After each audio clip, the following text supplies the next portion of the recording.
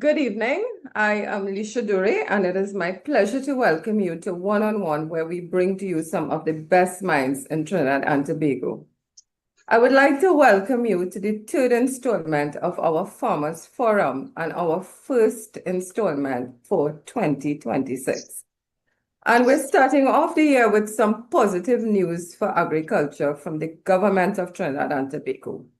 Effective January 1st of this year, custom duties were waived on key farming inputs, including plastic mulch, freight container farm equipment, grow lights imported strictly for agricultural use. Now, this move was expected to ease costs and support modern farming practices. But we have more. Speaking to the national media yesterday, Minister of Agriculture and Fisheries, the Honorable Ravi Rathiram, confirmed that the government will expand agricultural training this year with programs rolling out across the country. And I quote directly from the Honorable Minister, we have a series of training programs that we are going to be offering, and these programs are actually going to be executed in all 8 counties across the country. So we don't want anyone to be left behind. We are anticipating approximately 20,000 participants during 2026. And that is an extremely impressive number. The minister said these programs will also help reduce Trinidad and Tobago's food import bill. So as we begin 2026, those are 2 strong signals for the sector: lower input costs and wider access to training. Which brings us to today's discussion. Can Trinidad and Tobago realistically cut its food import bill? That bill currently stands at an estimated 7.3 billion per year. And while the opportunities are there, so are the challenges, from limited access to inputs, weak infrastructure, and tough competition from international producers who benefit from lower costs and greater scale of economies. So that's what we want to impact today during our Farmers Forum. And of course, this session will be led as usual by our co-moderator, the very capable and knowledgeable Mr. Donnie Rogers, who is an agripreneur consultant and director on the Agricultural Society of Trinidad and Tobago. Also joining us is president of the Jerningham Farmers Association, also a director on the Agricultural Society of Trinidad and Tobago, Mr. Marlon Matura, and they are both far more experienced to discuss this topic than I am. We are also going to have some guest speakers, some powerful voices in agriculture and community development.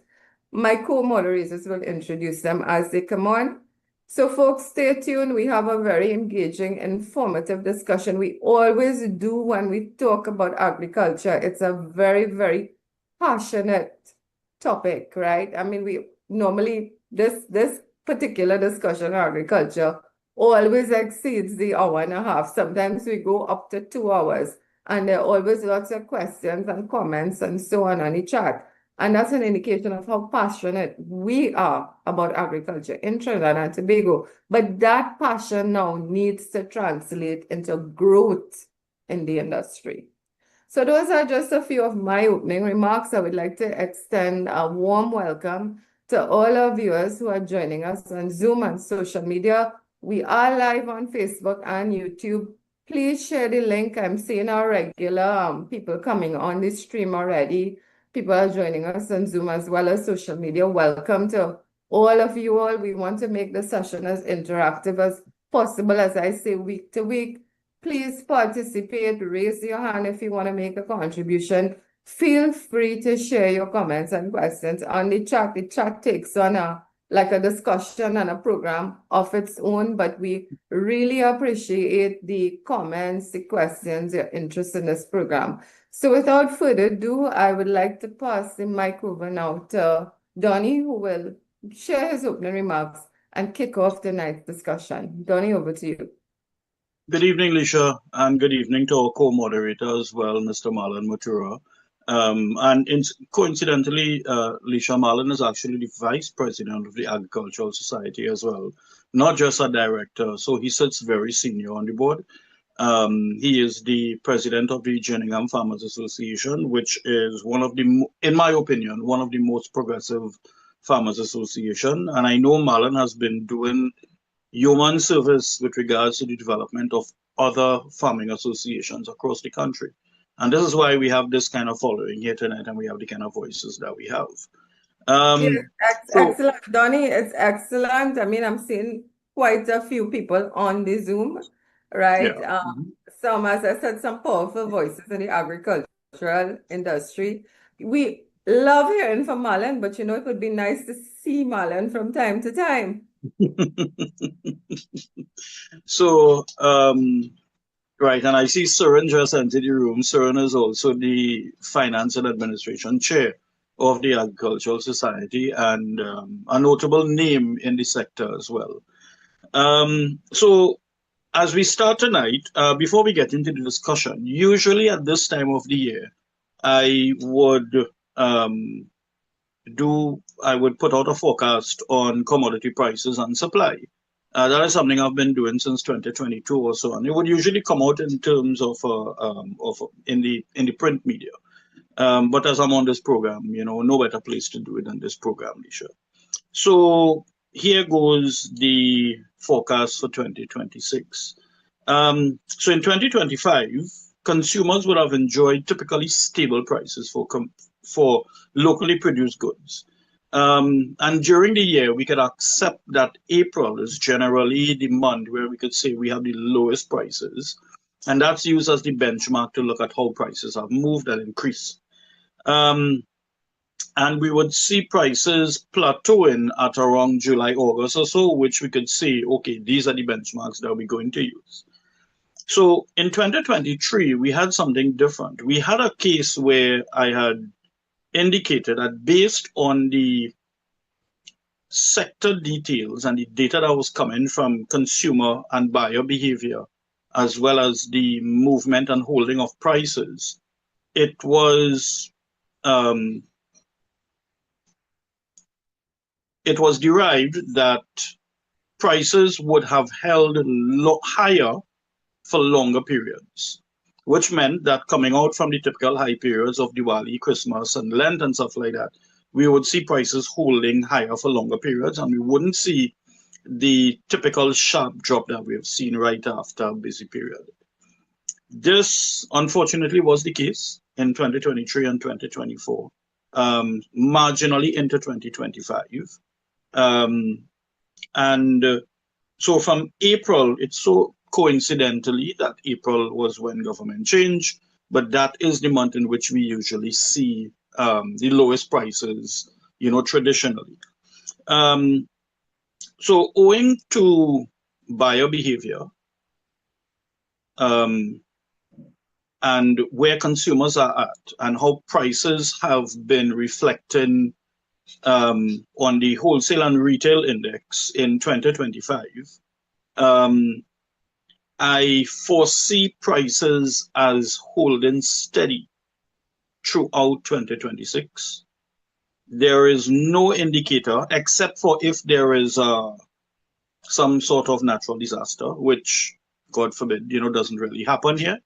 I see prices holding and becoming steady because what we have seen production levels start to increase just a little bit.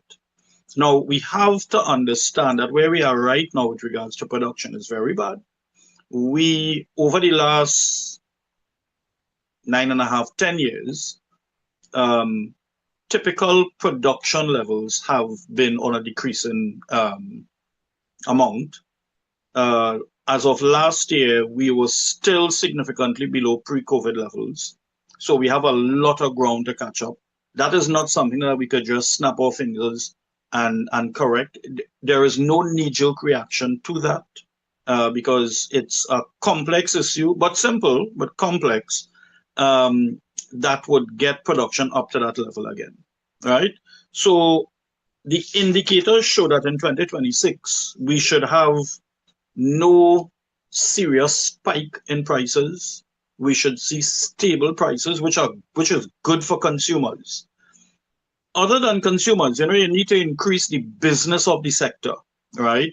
When we talk about increasing the business of the sector, where farmers could enjoy good, stable incomes, we are talking about selling to processors and those who add value to locally produced items.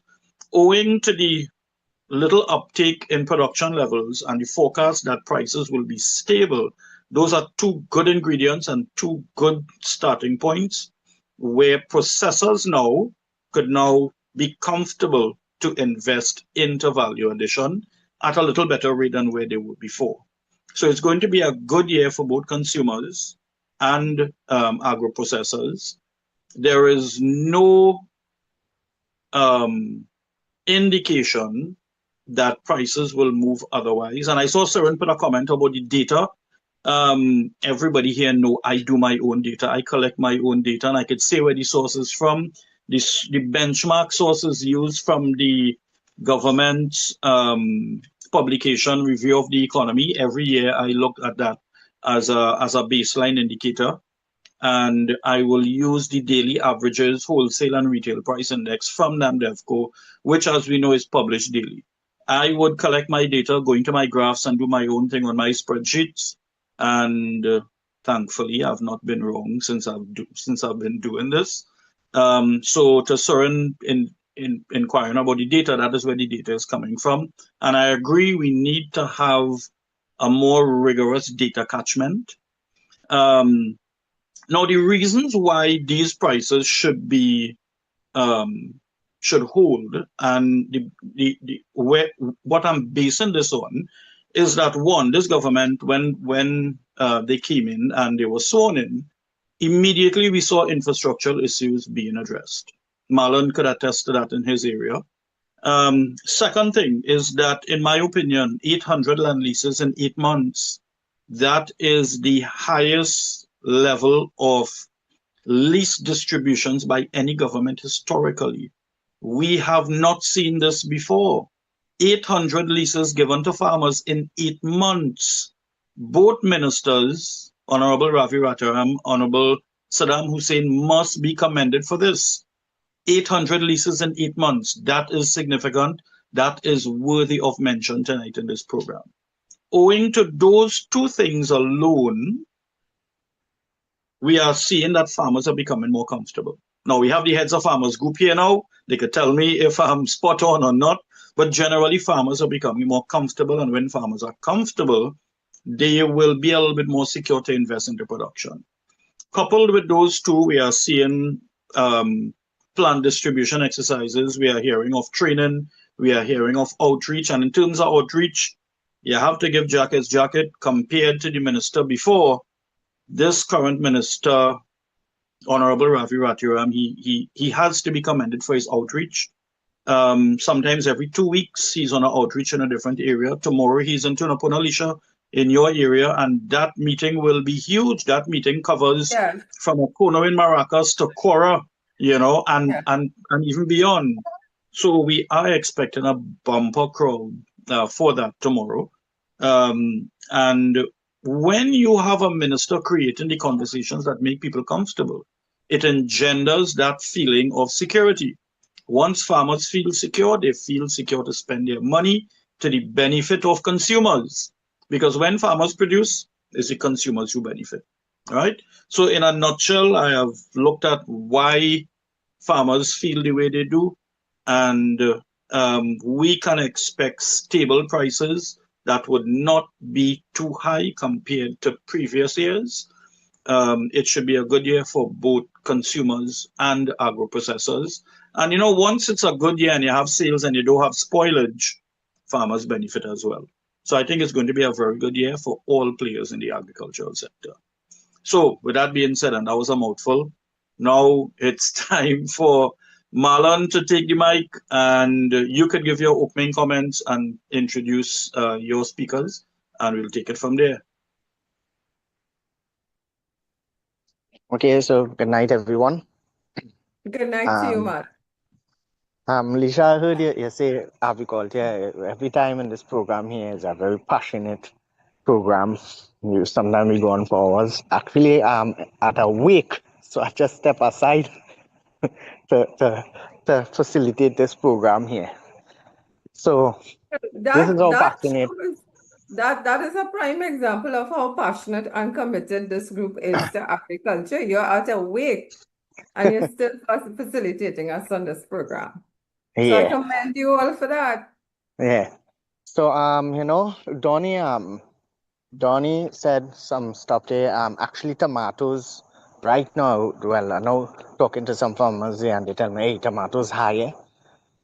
So I know right now that high. So I want to say congratulations to the Tobago People's Party and hope to see they do something good for the agriculture sector in Tobago. As I know they are pushing the sector a lot in Tobago. So I like to say congratulations to the TPP. And with me, Lisha, I hear you say you want to see who it is. Must show it. No, Maran, I know you. I mean, I know who you are, but I'm saying I'm sure our viewers would love to see you, not just hear you, you know? Yeah. So welcome to the presidents of the different groups on the program here tonight. I must say thank you for taking your time off. Farmers they go to bed early to get up early to attend to the farms. So I must say thank you for facilitating this meeting here, and let's see how we could gather up our information and to move forward. So Okay, so Marlon, I would like you to start off the conversation by looking at the topic that we're here to discuss. And yes, tomatoes is a little bit high. Tomatoes moved from $10 a kg to $13 a kg as of the 19th of this month yesterday. And that's the wholesale price. So the retail price would be a little bit more. Tomatoes are something that's generally a little, pricey. But at the same time, we have things like sweet peppers that have dropped significantly. Hot peppers have dropped very significantly, So at the end of the day, it balances off, But if we could get your opening comments on from your experience at your group with the acreage that you all have, and yes, we understand that it's not full cultivation on that on your association, but what are your thoughts on the question of can we reduce the food import bill? I will say yes, we can. We could. We could once there are good governance in agriculture, because if Saudi Arabia take a desert and watch the agriculture sector, why we can't do it? So my answer will be outright yes, we could. Good. And from your experience, how has the works in Jerningham Junction positioned you to increase production so far? Well, If it has, that is. well, by the cleaning of the drains and stuff, yes, what was done, we eliminated half of the flooding. So I say yes, that is a plus. This year going forward, what I know, what my farmers will say that if they could see a little drop in the chemicals, so that is one area where we would like to see some work being done. And as I said, the we could bring down the bill. We could bring it down. Okay. Would you like to introduce one of the speakers you invited? We will go on your introductions to have the speakers come on. Okay, so tonight I would like to introduce Mr. Dale Samaru, who has, I always forget this area where he's the president of. I always forget this association. So Mr. Dale Samaru, you could introduce yourself and Yeah. Mr. Samaru, you could unmute, put on your mic and Yes. start your contribution. And feel free Right, if you good night. wanna put on your video as well, you know. So it's up to you. Okay, well, thanks a lot. Good night, everyone. Good night. First of all, thank you for having me. My farming group comes from Coreal in Irie Village, which is just on the outskirts of Princeton. Okay, nice. My particular farm group is a rather small farming community. That particular group. There are other groups in the area, but we are a bit separate from there. So we occupy a majority of the ex-Caroni lands. Mhm. Some of those lands were abandoned by Caroni even in days of cane production. So we have farmers there doing their trade. And we have quite an aging population there as well. So one of the challenges we have there is to encourage the younger farmers to come on board with farming. Mhm. And if we are to link that to if we can reduce our food import bill, that would probably be a challenge. Now, although the minister mentioned that he is going to do this significant amount of training, we also have to take into consideration that new farmers would not have the experience as the older heads, and that is like putting a young person into a field with no experience. And what the young person with this new knowledge compared to the person with the experience, there will still be challenges in terms of their competency in actually achieving the goals of production. So I think they would at some point have to team up with the experienced farmers for that to be successful, but at least that area of it. And But that the is possibility very does exist that we important. could bring any kind of the production. Sorry. That is very important what you're saying there, because when you have new entrants into the sector, I mean, obviously it's the experienced farmers who, you know, as we just put it, have this thing down back, right? Yes. And what you're saying there, that is why I have always advocated for when you're looking at developing the farmers, you have to do it under what is considered an ecosystem, right? Where you bring in farmers, you bring in new entrants, they are trained in a certain way, they are trained in a practical manner, under proper supervision, not just from the ministry's technocrats, but from the people who are actually doing it for many years and are successful, you know? So when somebody invests their money as a young adult, they don't necessarily have losses. So you know, I fully agree with what you're saying there. That is a very important point, and it points to where, you know, we should be placing focus on how we bring in new entrants into the sector. That's correct. So from your experience, when we look at reducing the food import bill,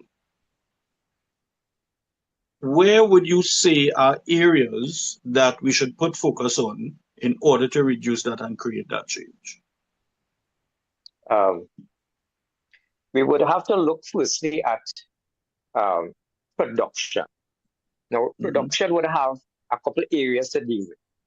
And probably the primary area would be land, access to land. And the leases would come in here and even regularizing some squatters, like I've put it, for example, in my area. That's one. I try to be as short and concise as possible. So we're looking at land. We also need to take into consideration that the climate, that it has been evolving. And it also, as the climate changes, agricultural practices has to change along with that. So, for example, Marlon knows this. I have 2 fields of tomatoes, one in a greenhouse and one in the open field. And both were planted basically 2 weeks apart. And you could definitely see the difference in the way the produce comes out. The plant growth and health is different compared outside and the open field compared to the one in the greenhouse. So that would also include investment. The question is if farmers would be able to have that investment to adapt to climate change. Yeah. So I just mentioning these over because it has a lot of weight, those two particular areas, especially the climate change, because you can't produce or make an attempt to produce if the climate is not suitable for I agree. to get production. Yeah. So from your experience, you are actually speaking from having two fields, one same product, one under a greenhouse, one open. And from that, you are able to deduct that farmers need access to financing as a means of investment. Now, to go further with the financing, I would like to say that financing for agriculture should be in line with the production. So what I'm trying to say is that let's take in consideration somebody in livestock, like me. If you go for a loan, a typical loan from the ADB, you have 3-6 months moratorium. That can't work for a dairy enterprise. A dairy enterprise, you need 24 to 30 months before you could see a positive return. So I think we need structured financing for the different types of agriculture that we practice. Would you agree with that? I totally agree with that. And to add to that, the person that qualifies for these loans as well should be in line with their knowledge base. For example, if you have these new farmers coming out, which would be trained according to the minister, right? They would be trained in new technology. At least they should be. They should be compared to a farmer who is 60 years old. He would have been doing farming based on his trial and error experience. So the person that does the trial and error cannot guarantee the proper use of funds compared to the one that has the knowledge of the current day agricultural systems. So that there would be a factor. So you're looking at monitoring and evaluation then. That's what you're saying. Yeah. I fully agree with that. Do you have any more points to make before we go to the next contributor? Well, I guess another point to take into consideration is the quality of food that we are eating, which is kind of separate from the actual food production, but quality of food produce. So we in my area, we trying to move away from full chemical production into semi-organic, and then hopefully at some point in the future, fully organic, which produces way better quality food for consumers. Yeah. Now, as you say, tomatoes, I'm sure you would know that we're importing about 1 million pounds of tomatoes every year, right? Quite a bit, yes. Yeah. The last statistic says about $1 million. 1 million pounds every year. And this started up as just 30,000 pounds, and it has grown to 1 million pounds every year. So, we definitely have the capacity. And when we're talking about the quality of food, we don't know what we're importing really. Because I don't think the tomatoes are subject to food testing, before it comes to the market. A matter of fact, some importers bring produce that are substandard. They import tomatoes, to take as an example, that are substandard, and consumers are not aware of them. But just to add additionally there, is that if we compare new technology today, it's, in my experience, it is way cheaper to cultivate tomatoes, using tomatoes as an example, compared to the open field. It is way cheaper. It is about as low as half the cost. Okay. The only thing with that is that you will have your capital expenditure up front. That's true. And exactly what you're saying there, this is why we need farmers to understand agribusiness and agripreneurship, which basically is the business of agriculture. We need for that shift in paradigm so that farmers could understand how to operate within the confines of what you're saying right there.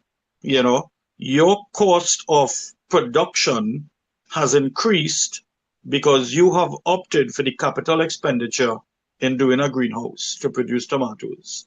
You know, That's correct. this is the kind of change that we need with farmers locally. You know, so congratulations to you. I think what you have presented there is something that is needed. It is a direction that is very important for the country. And you were able to give or to relate what you are experiencing on the field, not just from past experience, but from what you're actually doing now, and compare it when we look at a protected agriculture system as well as a traditional agricultural system. So it's very nice to have that sort of benchmark being put forward by you. Thank you and congratulations once again. Marlon, would you like to introduce the next person? Okay, so here we have Mr. Shamgar Jackson. I know he was early last year. So Mr. Jackson, thank you for coming back to us in this program here. And Mr. Jackson is the president of the Chagaramas Farmers Association. So Mr. Jackson. Good night, Mr. Shamgar. How are you, sir? Thank you And very much, guys- Mr. Marlon and Mr. Donny. Hope all is well. Happy New Year to you Right, guys. I'm good. I'm good. Lisha, you wanted to say something? No, I was just gonna say, you all don't have to be shy. You can feel free and turn on the camera. I'm sure people would love to see you. Miss Lisa, you'll see me next time. I promise. I already in bed last night. All right, too much information, but okay. Right. So, I mean, let me first say it as well. Shamgar sits on the board of the ASTT with Marlon, myself, and Surin. He's a valued board member, and he is the president of the Chagaramas Farmers Association, a very progressive young man. Shamgar, take it away. Let's hear your take on it. Can we reduce the food import bill? And I would like you to approach it from your area of specialty and your area that you have your strengths in. Yes, we can do it, right? It just won't be a today thing or 1 year goal. I suggest this should take about 15 years. It would take about 15 years, but we have to start, right? It's a known fact over our agricultural sector has gone down for the last 8 to 10 to 12 years. It has been neglected, right? We spend a bunch of money on all the agri-expos and stuff, and without investing it towards the farmers, right? It's sad, but it's reality, right? Speaking with the minister, I had a couple of conversations with him. I'm speaking with some people in Ministry of Trade and this and that. They have plans of curbing our import bills, right? Especially like in carbs and sugars and stuff, right? But it's not as easy as a one-day thing. The people culture has to change. Our culture has to change, right?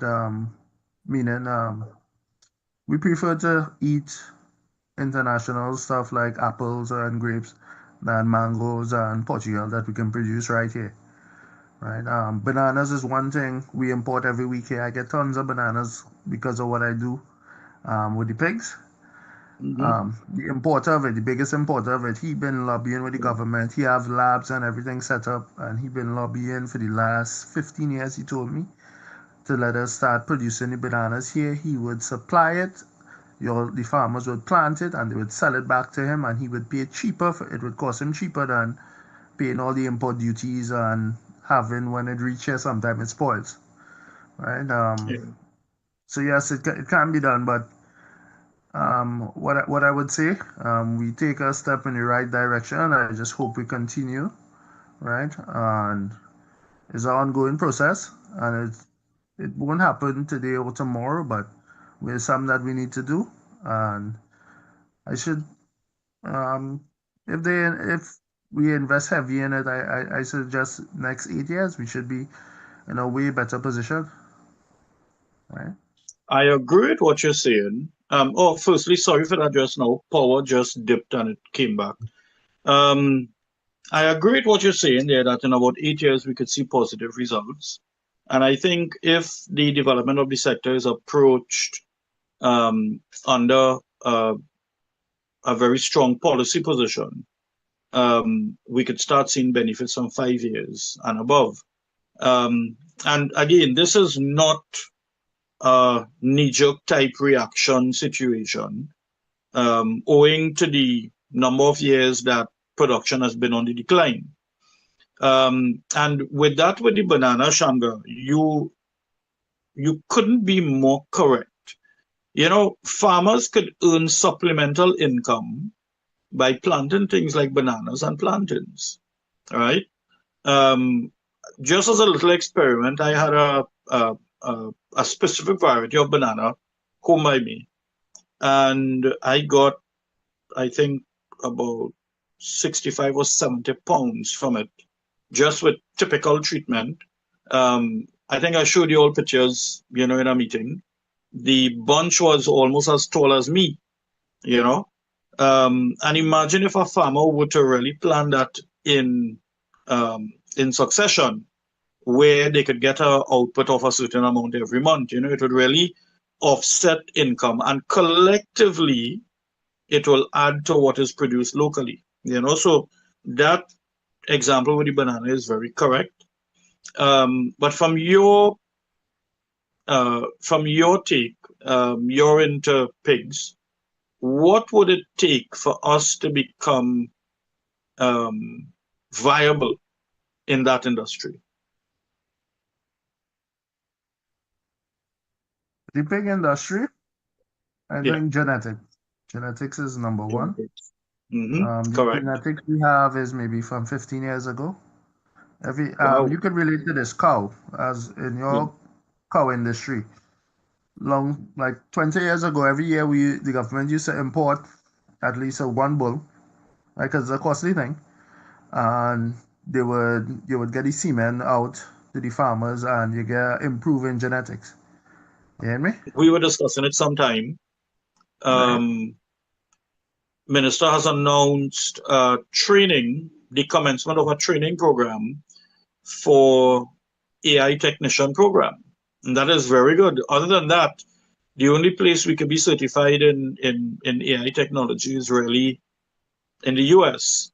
And it's nice to see that a very healthy cohort of technicians are being trained right now. So that will go a long way when it comes to reproduction and overall profitability of livestock farms.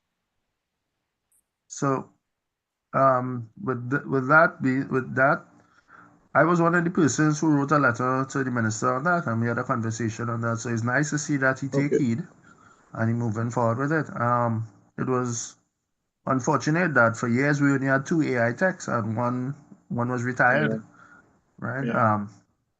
So, but until we get this out, people would continue to take risks and bring in foreign animals into our country illegally, which from a biosecurity standpoint is just, I would say, very easy to shut down the whole industry. The industry already dying, and we trying to revive it, and all it takes is one disease, PRRS, foot and mouth, and in pigs and cows and sheep and goat. You can get foot and mouth, and that happens, the whole industry would be shut down. Right? The public will lose confidence in the local produce. And we see it. We'd seen it with PRRS. A lot of people wasn't buying the local pork, although it was safe to eat. But it's just human nature to react like that. So as far as I would say, as in the pig industry, I would suggest genetics and better biosecurity by shutting down our borders, which is a daunting task, but it's something that we need to look seriously into. Cool. Thank you for your contribution, Shamgar. Marlon? Yeah, so I'd like to introduce you all to a very prominent, very experienced farmer, Mr. Ken Sowaled is the president Ah. of the Orange Grove Farmers Association. So, Mr. Ken. Mr. Sawalia, you have been made co-host. You could unmute, put on your mic, and let's have a Hi, chat. good night, good night, good night, Good everybody. night. How are you, man? Good night, and all the best for the new year to everybody. To you. Same to you. Same to you. Okay. So from now, Orange Grove is one of the largest farming areas in the country. One of the most well-known and Yeah. predominantly agricultural areas. Yeah. Tell me, from where you stand with your members, can we reduce the food import bill based on what you all produce? And what would it take to accomplish that?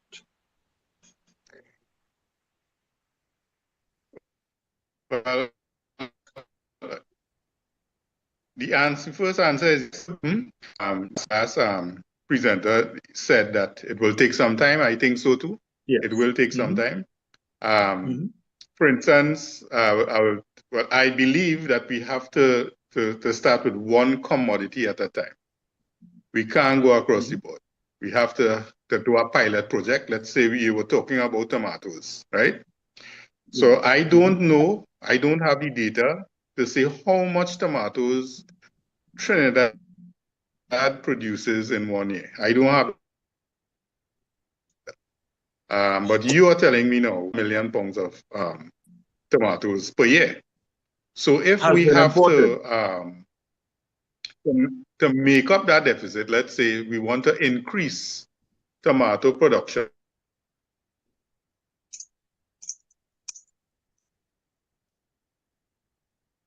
I think we lost Ken. Ken, are you there? Not hearing you. Did we lose Ken? Yeah. Yeah, I think we lost Ken, Donnie. So I don't know if you all want to move on to someone else. Marlon? Hi, hello? Okay, Ken is back. Yeah, Ken, we are here. Okay, good. Yeah, I don't know what happened there. I didn't even mean to. Yeah.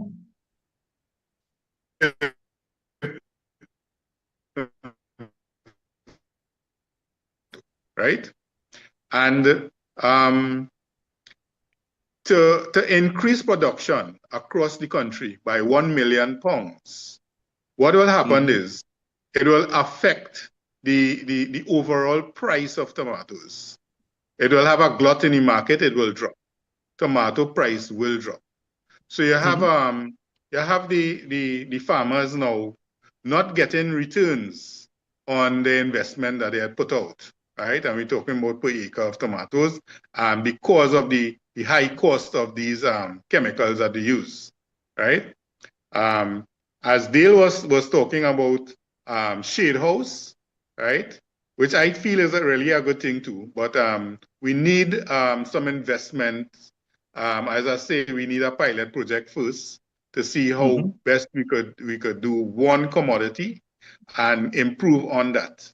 And once we get that right, we could go on to other commodities. And it will take a lot of investment in terms of manpower, the Ministry of Agriculture, field officers and taking data and all these kind of stuff, right? UWI getting involved on these things.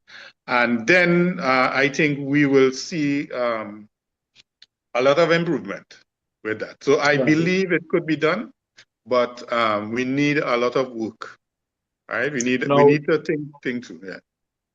What you're saying there, Ken, you're spot on. And you know what it reminds me of? You remember in the Manning administration when they came up with the mega farms. Yeah. And when you hear what's going on with the mega farms is that they were producing cucumber and bodi, and they were producing what the regular farmers were producing and competing with regular farmers, driving the price too cheap, right? So I agree, it has to go in stages because you do not want to create a glut on the market and have and risk income to farmers and profitability of farmers. So I agree that's a very good point that you have there. And anything we do, because of the need to increase at a certain level, everything must be incremental, so that's a very good point you have there from your observation. Any further points you'd like to raise there, Ken? There's a lot of things, we could talk Go on, about. go on, man. Go on. The mic is yours. Yeah, but I think I want to leave to hear. I mean, we have time against us. It's almost 9 o'clock already. But I want to hear from all the other members on the team here now. Okay. So, Ken, let me just fill in with some information. In 2024, we would have produced 536,000 kilograms of tomatoes. Okay. That is a significant drop. If we look at 2020, we would have produced 2.6 million kilograms. That dropped to 2.2. It went back up to 3.3 million kilograms, and then it dropped tremendously. So from 3.3, it went to 1.37 in 2023, and it further dropped to 536,000. So when we see in 2022, we had 3.3 million kilograms being produced. Then in 2023, we had 1.3 million. And then in 2024, we had 536,000. You could understand why 1 million pounds of tomatoes were imported, because that 1 million pounds doesn't account for the shortfall. And that is dangerous, sir. That is dangerous, and our productive levels are so low. Yeah. Now, you again, have to take into... I'm not hearing it. No, go ahead. Sorry, you talk. Yeah. You have to take into consideration the change in the weather pattern now, right? So you have mostly field agriculture taking place. You hardly have shade house in tomatoes with anything, right? So you have field tomatoes. So from the field tomatoes, you have a lot of diseases now coming on board, right? Yeah, believe it or not, the Sahara dust brings in a lot of diseases as well, right? Correct. Right now, and when you look at those data that you have for all those years, and you talk to the agronomists, right, that visit the fields, you will get a lot of information from them as to what challenges they had for coming up with different problems that they had seen in the field that destroyed fields, right? Right. It destroyed fields. It caused a lot of problems with investments, right? And then apart from that, we have to take the flooding in consideration, right? When the flooding took place, how much of these tomato fields were destroyed, right? And if you'll go back to last year, we had some flooding. In 2022, we had flooding as well in Orange Grove. I remember that. 2018, that big flood. So look at your data, and you compare that.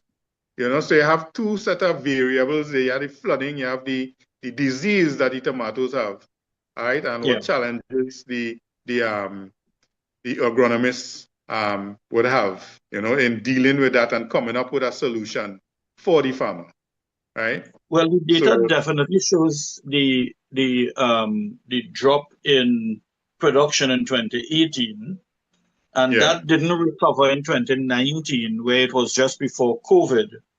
Exactly.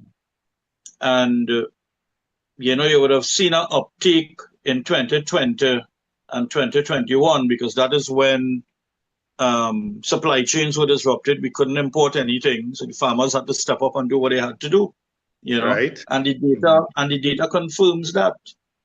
Production volumes doubled during COVID because farmers had a market. They had an unobstructed market, right? Yeah. So the data says everything. Farmers need market access. Well, it brings you back to the fact that why didn't this trend continue in 2024, 2025? Why did why that didn't continue is because whoever it is was importing tomatoes now was allowed to go back there and start to import, right? Hence the reason that will now have an effect on your on the whole economy of tomato production and price and so on, right? Yeah. So you don't want to when you look at it in that way. So the data will tell you a lot of things, right? And I think we have to look at what pre-COVID, post-COVID, what the farmer was doing. The farmer really wasn't doing much, right? The farmer was doing what they were supposed to do, right? Yeah. They started producing, right? And why it is that they weren't allowed to continue in that way. This is something we have to look at, Well, when you look at 2022 and beyond, that is when a lot of the Forex issues became a lot more serious, right? We had Forex issues, before, but really after COVID, it became significantly worse, right? But at the same time, importers for produce that competed with ours, somebody could import 1 million pounds of tomatoes. So it brings the question of the use of Forex and why were banks allowing this? Why was so? I mean, and I will go out on a limb and put this here. This data is available to anybody. Firstly, it's available to the government because this is a government publication, right? Right. Yeah. So you're telling me government have the data and they could not protect the local farmers? They couldn't analyze. They didn't analyze the data properly. That's the thing. Well, that telling me, and even if they analyze it, they did nothing. So you're telling me in 2021, 2022, 2023, and 2024, where the data was accurate, they didn't act on data. And this is why now, when tomatoes started to be imported 3-4 years ago, it was 10,000 pounds. And then it went to 60,000 pounds. I made some noise about it on somewhere I was speaking, and I made some noise about it because I see 60,000 pounds. To me, that was very significant because the year before it was 10,000. All of a sudden, it reached 1 million pounds in the heights of a Forex crunch. That is something that, I mean, the farmers don't have control on it, but that is something that the authorities should be paying attention to. And I mean, it falls on the shoulders of the former government. The data says that. They did not pay attention to what the data was saying, to where the statistics were pointing. So everybody, and let me put it like this, catching the tail for Forex, but a man getting money to import $1 million, 1 million pounds of tomatoes. Exactly. So it's a holistic issue. It's not just a simple scratch the surface issue. Any more points before we move on? That's it. I just wanted to make those points. Let's give somebody else a chance. Thanks. Right. So okay. So to recap now, Leisha, when we're looking at the influence on the food import bill, we are seeing climate resilient agriculture. We are seeing strategic financing. and we are also seeing the need for regulation with regards to who is getting how much a US to import what. And honestly, we need to start protecting our farmers. We need to start protecting our sector. And if we put some focus on that, it will create the market for the farmers. Because during COVID, when we couldn't import, the data says that the farmer came up and production tripled, where Exactly. nobody was hungry in this country. You know? Yeah. So I think, as a recap, that is what we're looking at so far. Marlon, if you could introduce the next speaker.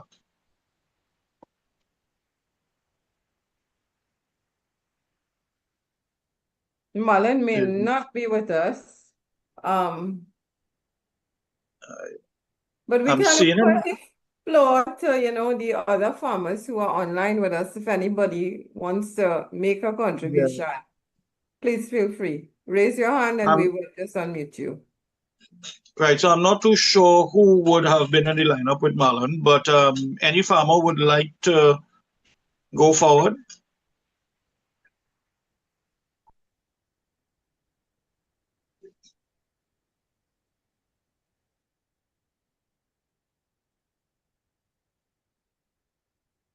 All right. Okay, I'm seeing Tara Jagesa. Tara, are you in a position to have a discussion? Is your mic working? Hi, good night. Hi, Good good night, night, Tara. Tara. How are you? I am good. Right. So Tara Greetings, represents the CBN. beautiful area of Carsonfield. Despite over the last couple of years, it has, had some issues with crime. Carsonfield is a beautiful area to drive through. Yes, So it Tara, is. let's hear it from you. It's a typical livestock area. So Yes. let's hear it from the livestock sector. Can we Okay. be sufficient, or can we be profitable in livestock where it could reduce an impact on the food import bill? I believe it can. It can happen, but it's going to take some time. Yes. And the first objective we have is the high price of feed. This has always been a challenge for farmers because every year we expect that it would be lowered, but instead we get a higher increase. There's always some reasoning where wheat, shipping freight, containers coming in late, and each time the price increases. So that's the first thing that needs to be lowered. A lot of the farmers are shedding away from production because its cost of production is very, very high.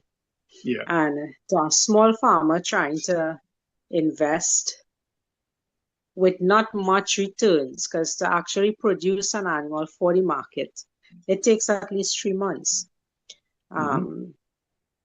So even if with chickens, poultry, ducks, you need time, and with time to produce to the market costs a lot of money. So I think that's one of the main target we should be focused where livestock production is concerned, and lowering that feed bill to farmers.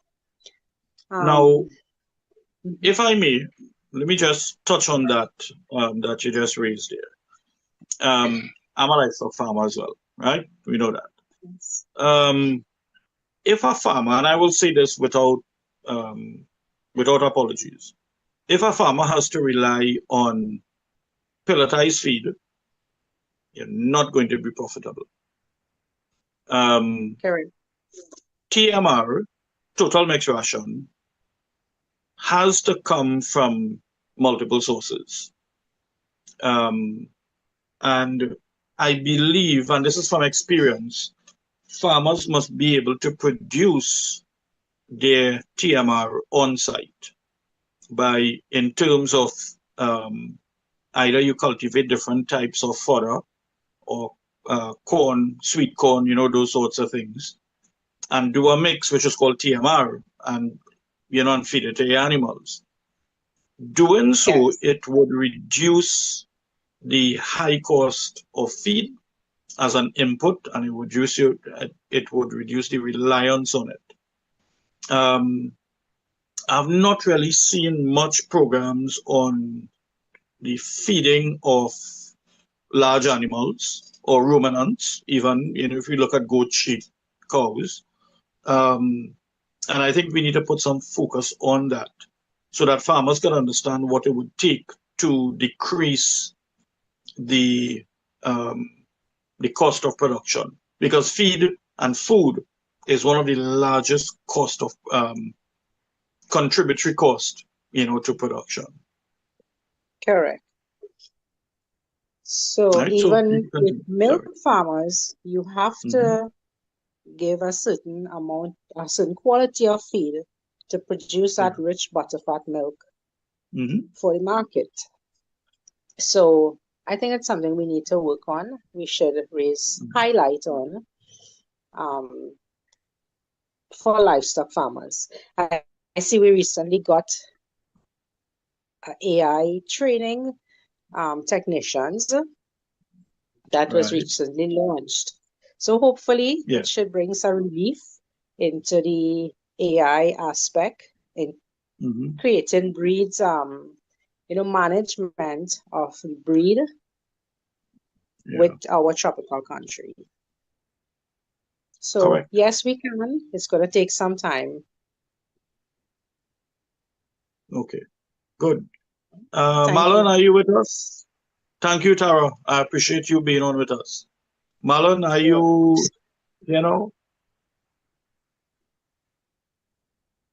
let me see. Okay, I see Shamfa with a hand raised. So Shamfa, please feel free.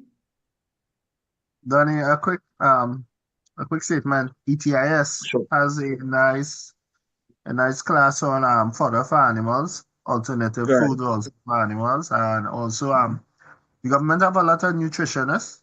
Yeah. Once you reach out to them, they are always willing to help. You can tell them what your inputs are, and they can tell you how to balance it. It's just a Oh, lot of nice, farmers man. don't know about it, right? Right. Cool. I saw somebody had a comment that they were having some struggles. I believe it's Mika. Well, I've just asked everybody to unmute, so should not be an issue now. Mika, if you would like to, go ahead and make a comment or contribution, feel free, huh? Hi, good evening. Thanks. I am, I guess, one of the younger entrants in the farming arena.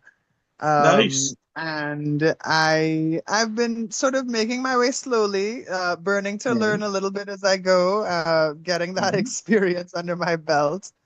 And yeah, Right. I've just kind of gotten to the point where I am stabilizing my production across a couple different crops and livestock. I have my small chicken coop and a couple different crops and some trees growing and stuff.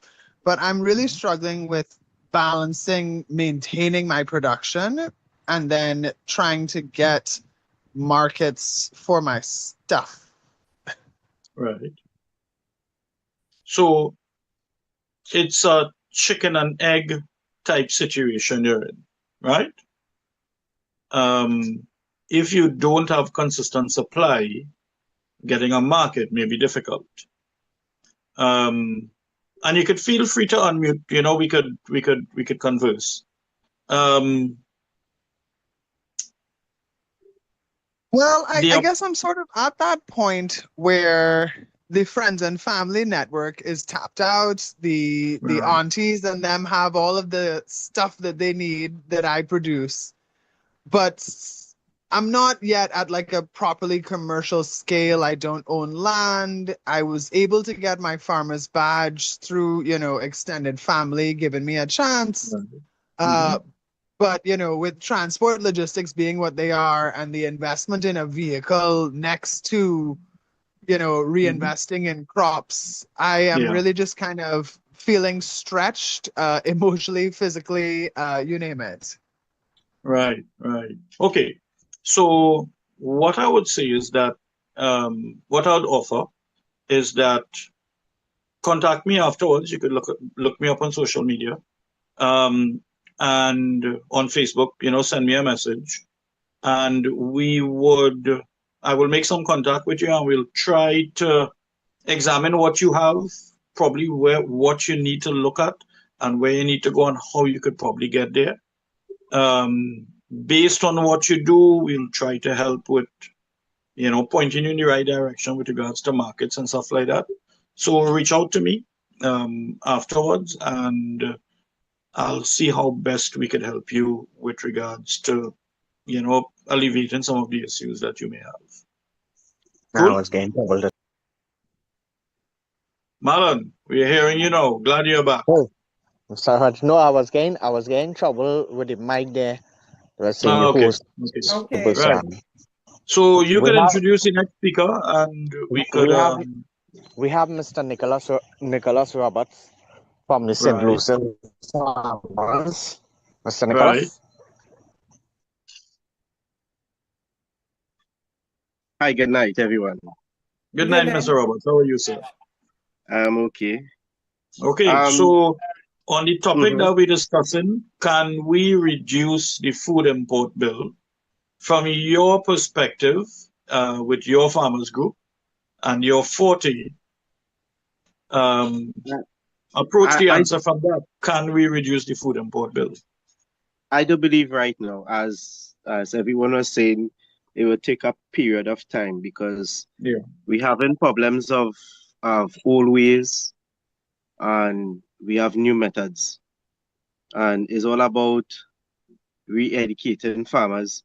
And then we have young farmers who are more interested in technology more than doing the hard work and staying in the sun.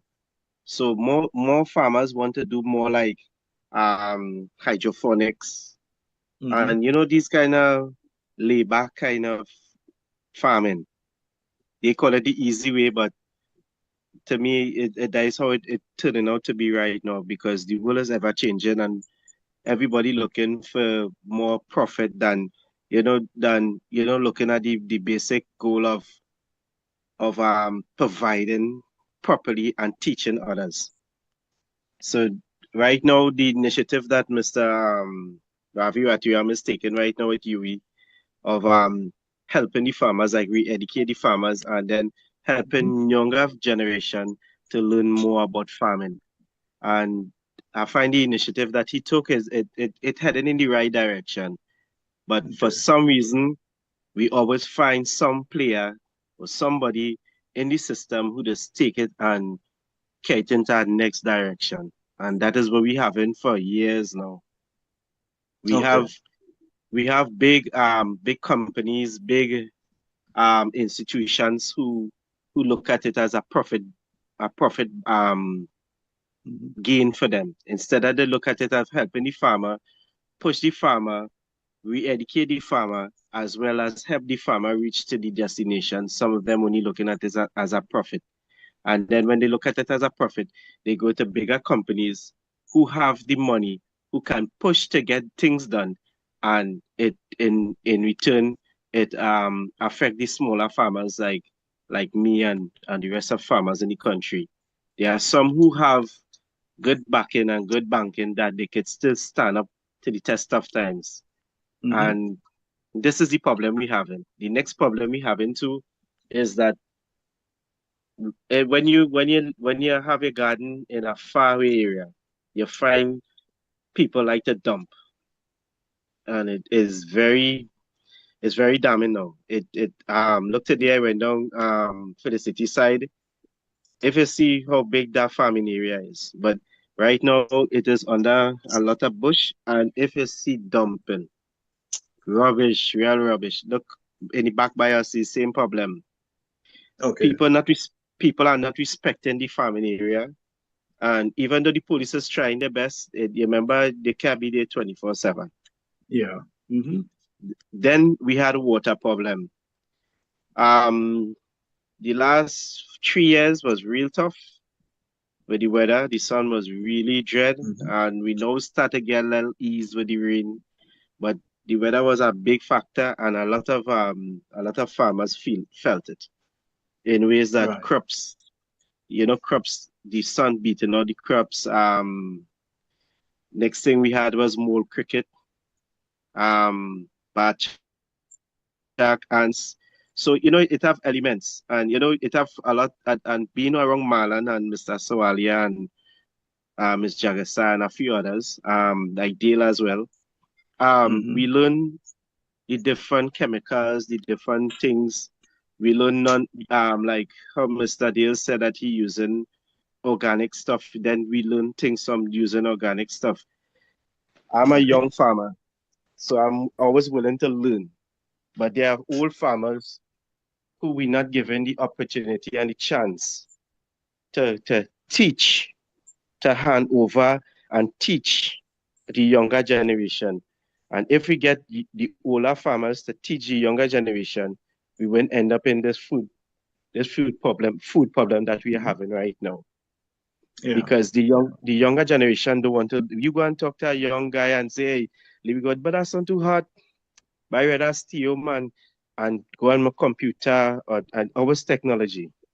And that is what we having. We need to re-educate. We need to encourage, and it's all about incentive. And I find that is not a good idea. Giving people incentives. Some people take the incentive and they do a lot of things and they're not doing what is the correct stuff to do. And that is why we are in this problem right now. So basically you are saying that we could impact on the food import bill, but from your perspective, you are looking at what makes agriculture attractive to get into, to invest into. That is really what you are you're really trying to get down to. Is it that? Yes, is that. Because Right. you see, if the government take 300 million and just put it into the sector, they would be looking back for some looking back for some percentage. If it have 100%, they'll be looking for a close to 80, 70.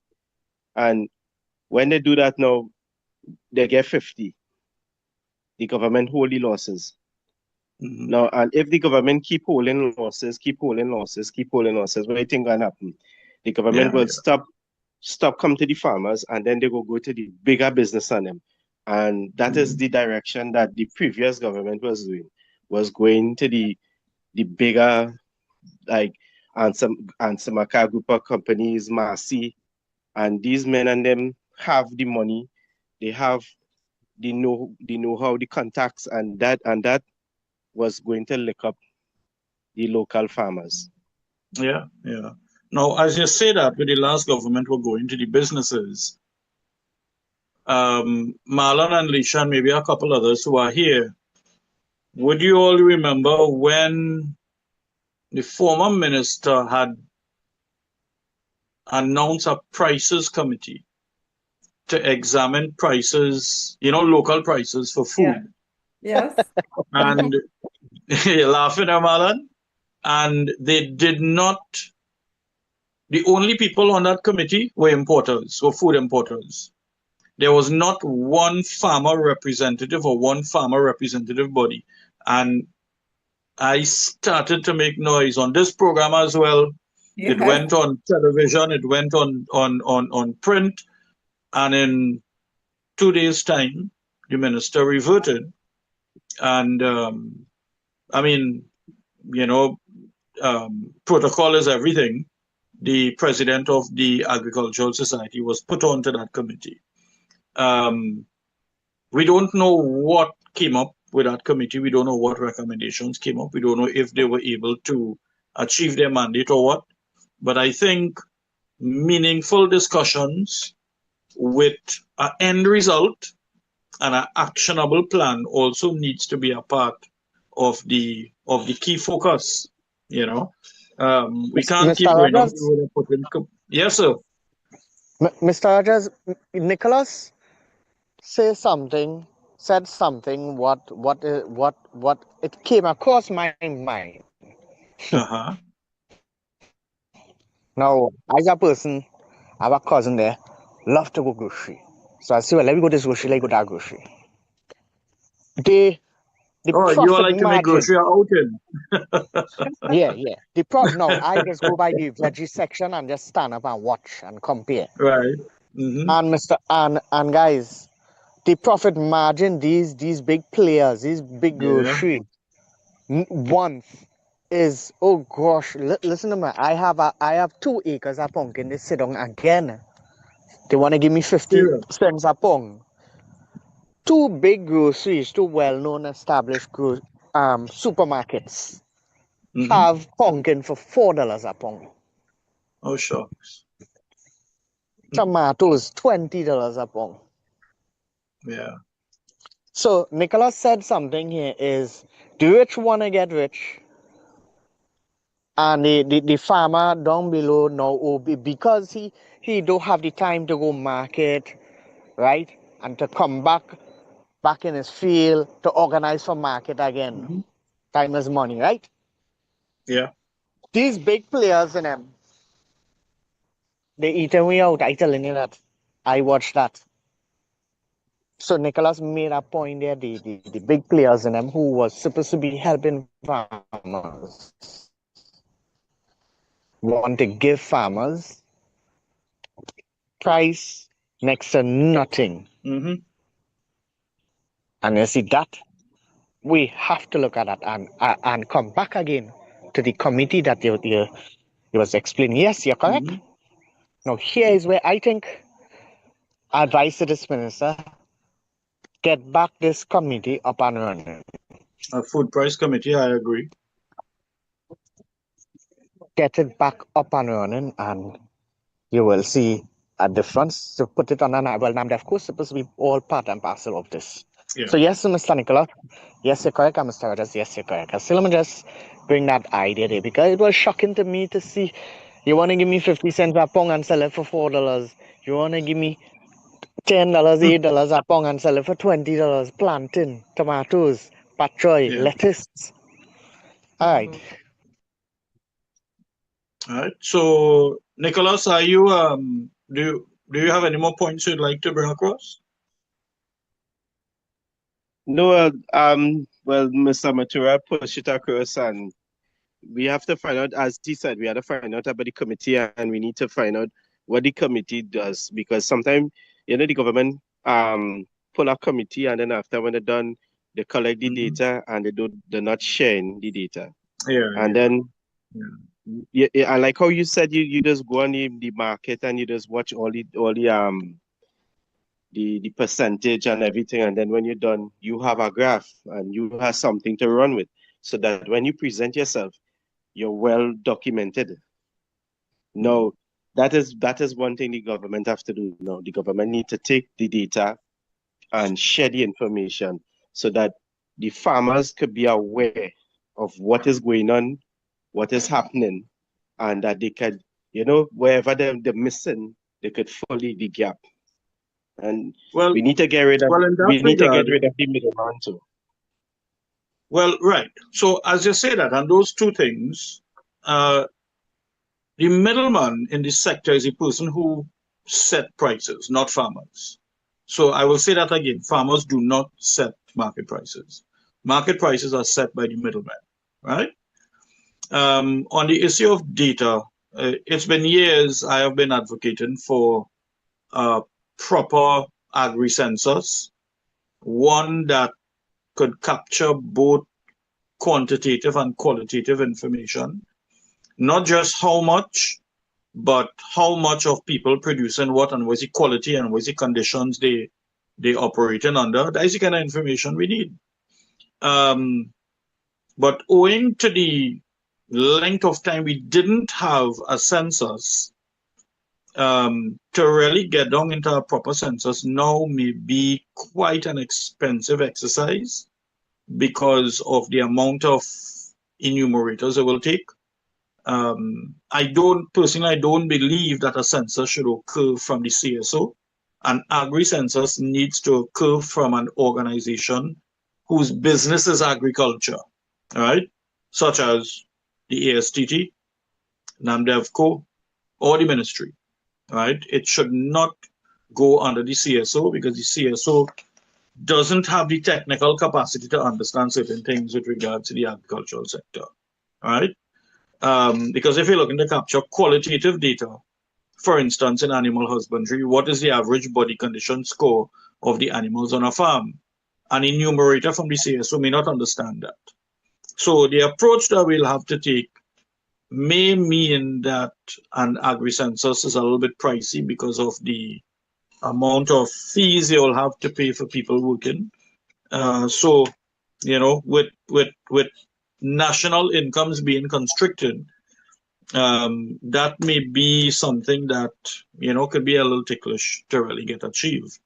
But, you know, who knows? Maybe one day the ministry could fall into a grant that could say, you know, yes, you know, you have a grant to do X, Y, Z. And, you know, we could see something like that. Marlon, anyone else? Donnie, I see Shamga has his hand up again. Okay. Shamga? Mr. Lanning, I lost my train of thought while listening to you. Oh, the CSO, they did a census up in December day, right? On what? Agriculture? Yes, on agriculture. They asked me to come in and do an interview and get some farmers, but I was unable to, but I did recommend some farmers to them. Right. And also the middleman. It's my opinion that the middleman is needed, right? Not all the time a farmer can come. Yes, we would like full money for our produce, but the only way that would happen is if we go into corporations. Other than that, the middleman fills a need, right? We can afford to just go and sell and come back out and go home and go back in the fields. The next point is our agricultural sector receive, I think, 2% of the budget, right? Just about. Just about 2%, right? And it's amazing what Rathiram has been doing so far, Minister Rathiram. But also, the reality is, if we want to go forward, we have to get more than 2%. Our agricultural roads are a mess. We have no water. Most farmers operate with no water. Most farmers operate with bad roads, right? Basic infrastructure we don't have. 2% is not enough. And I understand why we have 2%, but moving forward, I would like to see at least no less than 6% go towards agriculture. Right? Yeah. I think that is a fair call. But honestly, I had no idea that the CSO was moving on a census. I'll probably try to make some contact with them and look at, you know, how they're going to do it and what is the expected outcomes. I did not see anything public or anything like that. You know, contact. Right? Yeah. Cool. Thank you, man. Marlon, anyone else that we have lined up? No, I think we touched on everyone that we had lined up. Right. Okay. So, Marlon, any further points that you would like next month? Marlon?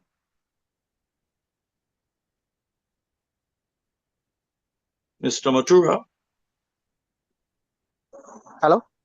Yeah, any further points you would like to...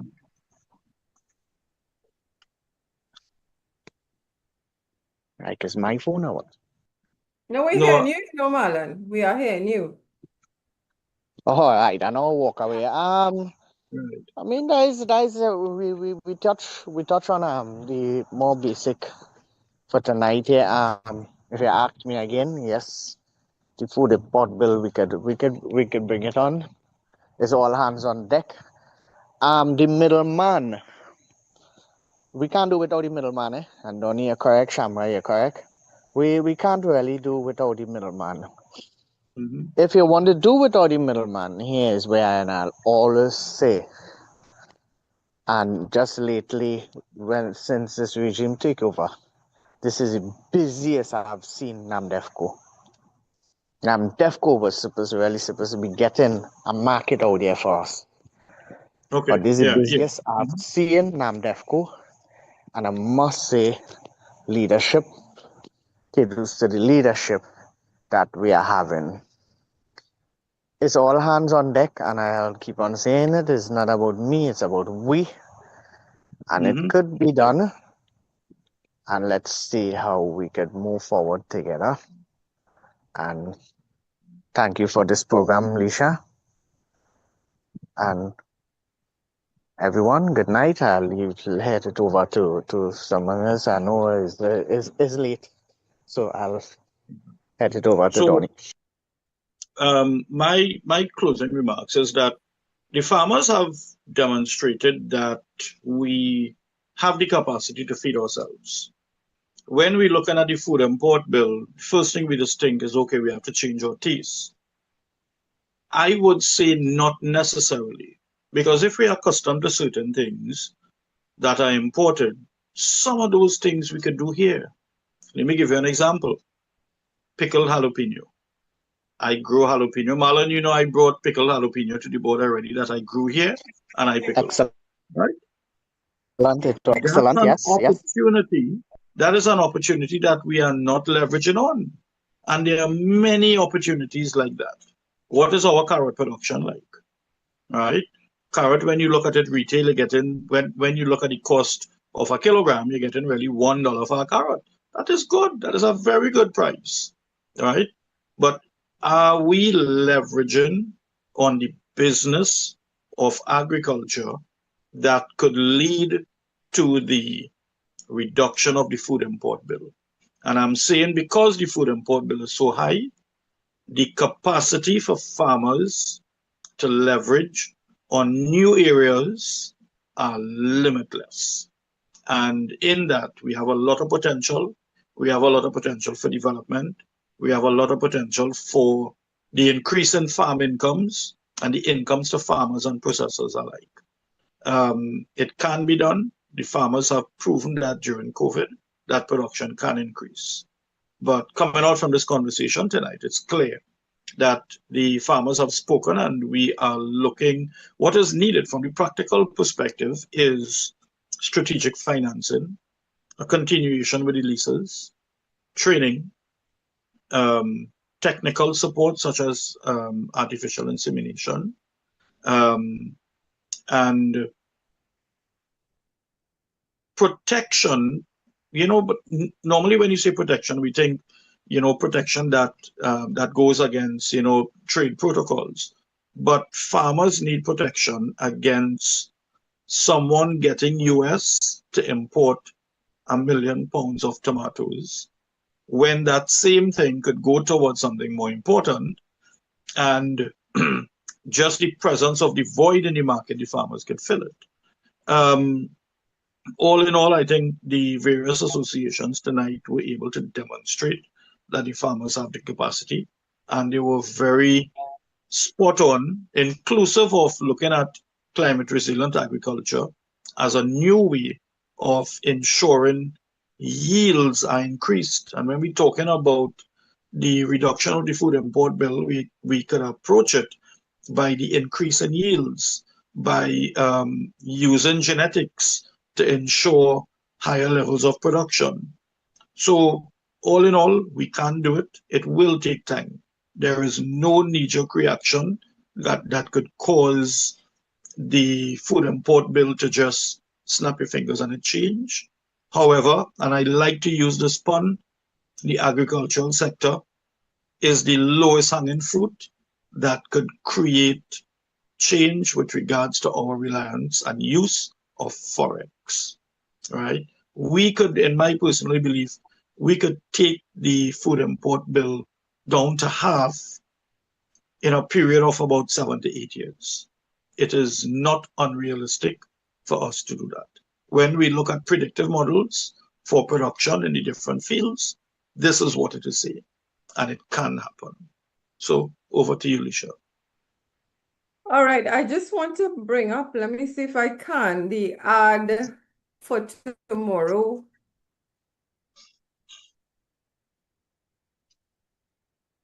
For our meeting tomorrow in Tunapuna, Yes. Donnie, you would have mentioned it. Yeah.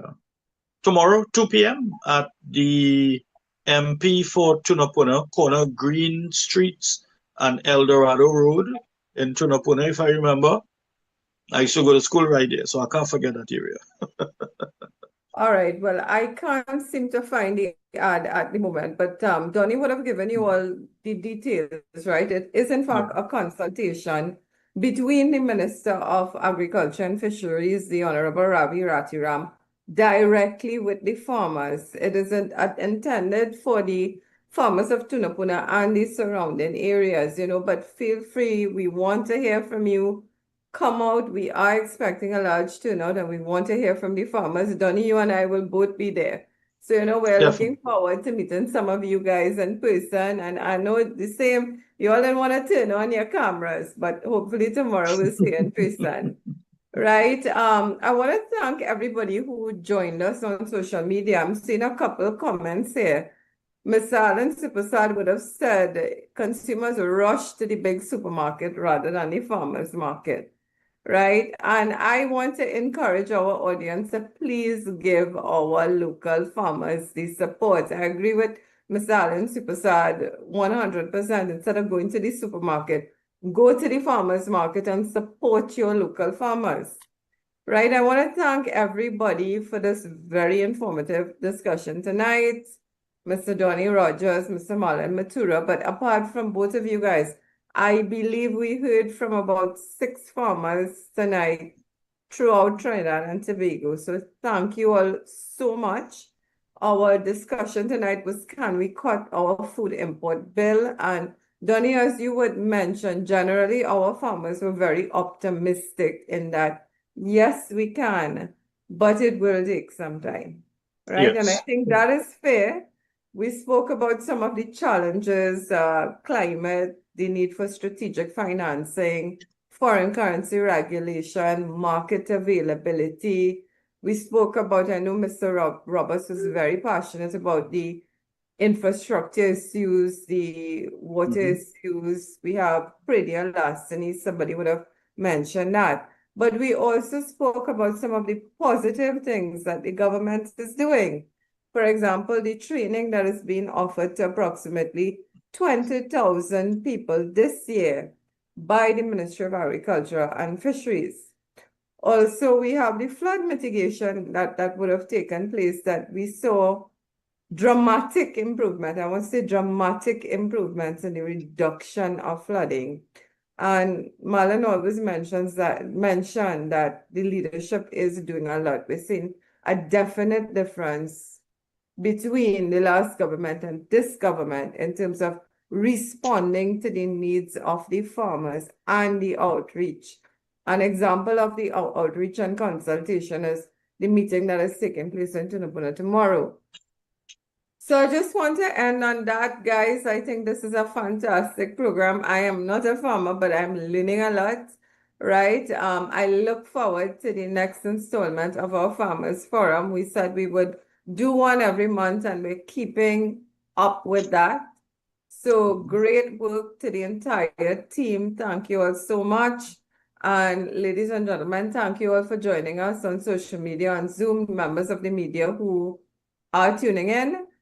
Stay safe, Trinidad and Tobago, and we will see you all again next week, Tuesday, for another episode of One on One. Thank you and good night. Thank you all.